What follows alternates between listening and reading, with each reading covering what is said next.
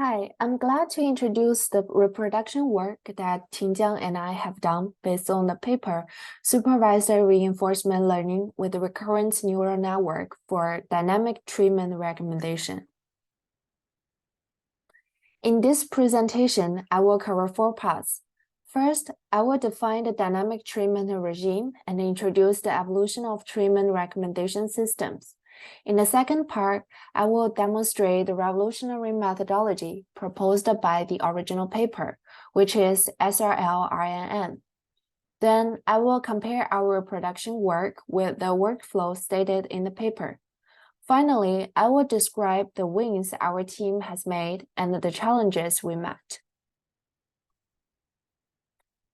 Previously, medical treatment recommendation is one size for all. However, the treatment works for one patient may not work for another. Then, personalized treatment appeared. With personalized treatment, the medical treatment decision was made based on the individual characteristics of patients. But the treatment works for now may not work later. Then, dynamic treatment regime appeared as a better solution. The doctor prescribed medicines according to the state of the patient at a given time point. For a long time, the treatment recommendation was made based on hard-coded recommendation rules. These rules could be defined by doctors or institutions. This method requires domain knowledge and cannot be personalized according to patients' characteristics and status. With supervised learning, the model is trained based on doctor prescription decisions and aims to predict the best treatment. However, the ground truth is unclear. In other words, determining the optimal treatment is not straightforward. Instead of relying on the ground truth labels, the reinforcement learning model is trained with the survival rates as the reward, and it aims to maximize the cumulative rewards. However, this method is not supervised under domain knowledge, so it may introduce unacceptable risks. So, supervised learning and reinforcement learning has its own pros and cons. Now, let me introduce SRL-RNN, which is the solution proposed by the original paper. It combines the benefits of supervised learning and reinforcement learning. SRL-RNN consists of 3 networks: actor network, critic network, and LSTM. Actor network learns a policy to recommend treatments based on the dynamic states of patients. In supervised learning part, it learns the policy to match with indicator signals, which are doctor prescriptions. In the reinforcement learning part, it learns the policy to maximize the evaluation signals, which are the survival rates. Critic network estimates the state action values and update the parameters in actor network towards the direction of performance improvements. Then LSTM is used to create the proper environment for SRL-RNN to solve the POMDP problem. Here are the reproducibility results. Data pre-processing is a lot of work, which costs us a few weeks even after we simplify the input information.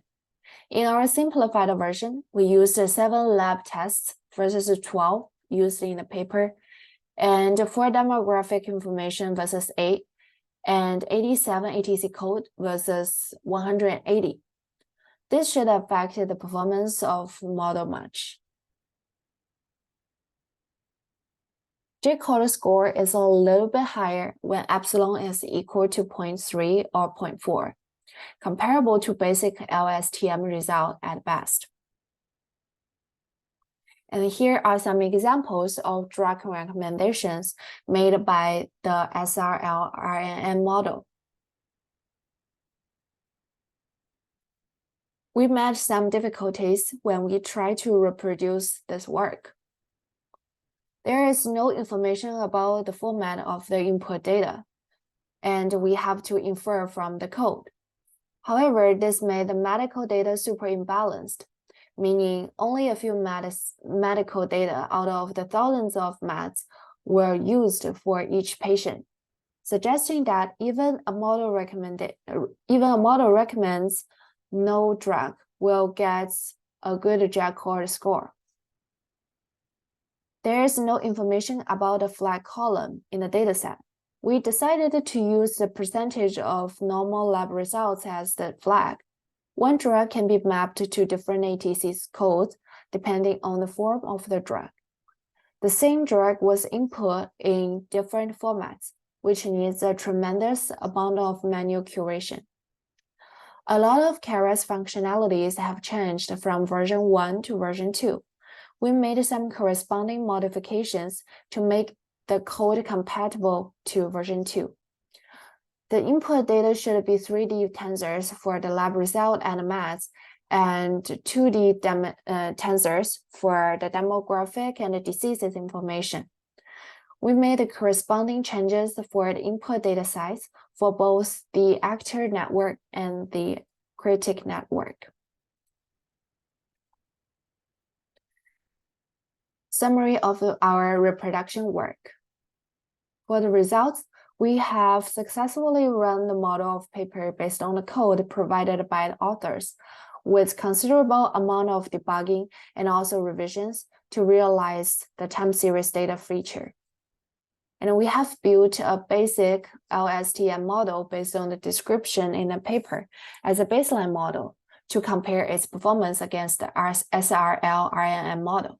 We have obtained J-code scores of drug recommender comparable to those reported in the paper, although the score we got for the SRL-RNN model is not much better than basic LSTM. Possible reasons could be our basic LSTM model is different from the original paper, and we used fewer data features. A couple easy and difficult parts during reproduction. First, the easiest part is to build the basic LSTM model based on the author's description. And then data pre-processing is a lot of work. Debugging the author's code to make it work is the most difficult part. And we have a couple recommendations on how to improve the reproducibility of this methodology. We can provide more information about model architecture so that reproducers cannot just rely on the author's code. And we can provide more information about data pre-processing and maybe provide some sample processed data. And last but not least, we can provide more information about the parameters used for all figures and the tables in the paper. Thank you for watching.